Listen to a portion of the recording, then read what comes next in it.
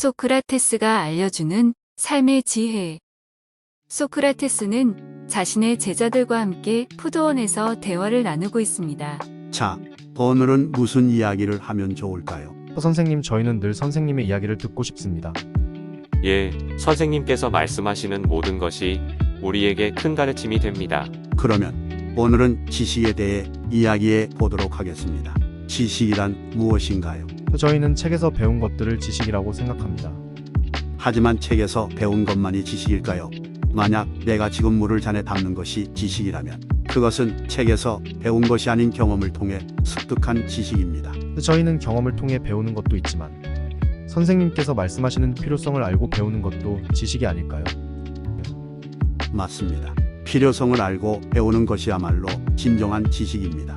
이제 다른 질문 하나 드리겠습니다. 지식을 가지고 있다는 것이 무엇을 의미할까요?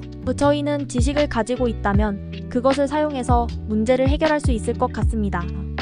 매우 좋은 답변입니다. 그렇다면 우리가 지식을 사용해서 문제를 해결하고 세상을 더 나은 것으로 만들기 위해 노력한다면 어떻게 될까요? 그렇다면 우리는 더 나은 세상을 만들 수 있을 것 같습니다. 매우 그럴듯한 생각입니다. 그러나 지식을 가지고 있음에도 불구하고 세상은 여전히 문제가 많이 존재합니다. 이유는 무엇일까요? 아마도 우리는 지식을 가지고 있지만 그 지식을 제대로 활용하지 못하기 때문이 아닐까요? 매우 정확한 말씀입니다. 우리가 가지고 있는 지식을 제대로 활용하지 못하면 문제를 해결할 수 없습니다. 그래서 이제부터는 우리가 지식을 더욱 적극적으로 활용하고 문제를 해결하기 위해 노력하도록 해야 합니다. 소크라테스와 제자들이 이야기를 나누고 있는 중 법정의 파괴자들이 푸드원으로 들어옵니다. 소크라테스, 당신은 이제 사형 당할 것입니다. 법정에서 당신을 기다리고 있습니다. 사형, 그 이유가 무엇인가요? 당신은 불경스러운 가르침을 하고 있으며 이 지역의 젊은이들을 해악으로 인도하고 있고 이것이 도시의 안전과 풍속을 해치는다는 이유로 처형되어야 합니다. 그렇다면 저는 언제 처형될 것인가요? 지금 당장 법정으로 가시길 바랍니다. 당신의 처형은 이미 결정되었습니다. 소크라테스는 제자들에게 이별 인사를 건넨 후 파괴자들과 함께 법정으로 향합니다. 법정에서 소크라테스는 자신의 가르침이 합법적이지 않다는 이유로 사형을 선고받게 됩니다. 소크라테스, 너의 혐의는 죄악이 아니라는 것을 인정한다.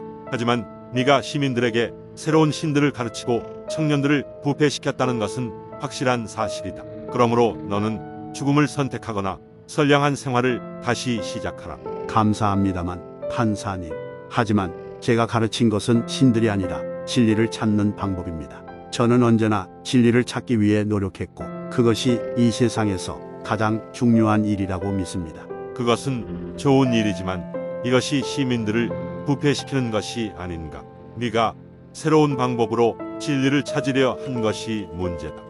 하지만 그게 부패를 일으킨 것이 아닙니다. 저는 언제나 진리를 찾기 위해 노력하고 시민들도 그것을 알게 하려고 했습니다. 그것이 부패를 일으키는 것이 아니라 오히려 선량한 생활을 할 수 있도록 도와주는 것입니다. 하지만 그것은 시민들의 관심을 분산시키는 것이 아닌가. 저는 그것이 오히려 시민들에게 진리를 가르치는 것이라고 믿습니다. 그것은 우리의 영혼을 정화시키고 선량한 인간으로 만드는 것입니다. 그렇다면 너는 죽음을 선택한 것인가? 그렇습니다, 판사님.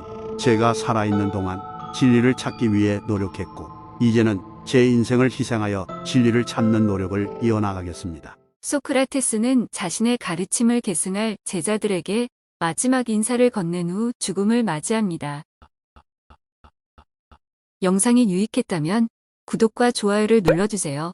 여러분의 클릭이 큰 힘이 됩니다. 감사합니다.